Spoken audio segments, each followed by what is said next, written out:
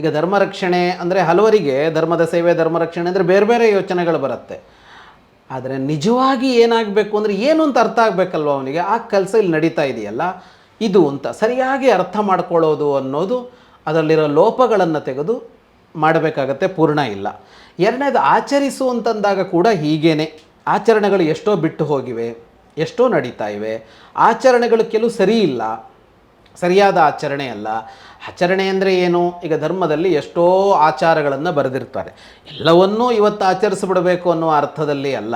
ಒಂದು ಗುರಿ ಇದೆಯಲ್ಲ, ಎಲ್ಲ ಕ್ರಿಯೆಗಳು ಯಾಕೆ ಹುಟ್ಕೊಂಡಿವೆ? ಗುರಿ ತಲುಪೋದಕ್ಕೆ. ಈಗ ಕಾರ್ ತೊಗೊಂಡು ಹೊರಟಿದ್ದೀವಿ, ಎಲ್ಲ ಕ್ರಿಯೆಗಳನ್ನು ಮಾಡಬೇಕಾ? ಡ್ರೈವಿಂಗ್ ಕ್ಲಾಸ್ನಲ್ಲಿ ಕಳಿಸಿದ್ದಾರೆ ನನಗೆ ABC ಅಂತ, ಆ್ಯಕ್ಸಿಲೇಟ್ರು, ಬ್ರೇಕು, ಕ್ಲಚ್ಚು, ಹಾರನ್ನು ಒಂದಾದ್ಮೇಲೆ ಒಂದು ಹಾಕ್ತಾ ಹೋಗೋದಾ ಅಂದರೆ ಅಲ್ಲ. ಗುರಿ ತಲುಪೋದಕ್ಕೆ ಬೇಕಾಗುವಂತೆ ಹಾಕಬೇಕು. ಯಾವಾಗ ಬ್ರೇಕ್ ಹಾಕಬೇಕು, ಯಾವಾಗ ಕ್ಲಚ್ ಬಿಡಬೇಕು, ಎಲ್ಲ ಅದು. ಅಂದರೆ ಅರ್ಥ ಏನು? ಪ್ರಯಾಣ ಇದೆ, ಪ್ರಯಾಣಕ್ಕೆ ಗುರಿ ಇದೆ, ಇದು ಮೂವ್ ಆಗಬೇಕು, ಅದಕ್ಕನುಗುಣವಾಗಿ ಮಾಡಬೇಕು. ಹಾಗೆ ಆಚರಣೆಗಳು ನಡೀತಾ ಇದೆಯಾ ಅಂತ ಅಂದರೆ ಹೌದು ಅಂತ ಪೂರ್ಣ ಹೇಳೋಕ್ಕಾಗಲ್ಲ. ಯಾಕೆ ಅಂತ ಕೇಳಿದರೆ ಗುರಿಯೇ ಮರೆತು ಹೋಗಿದೆ ಎಷ್ಟೋ ಸಲ. ನಾವು ಯಾವ ಊರಿಗೆ ಹೊರಟಿದ್ದೀವಿ ಅಂತಲೇ ಗೊತ್ತಿಲ್ಲ, ಗುರಿ ಮರೆತು ಕ್ರಿಯೆ ಮಾತ್ರ ಉಳ್ಕೊಂಡಿದೆ.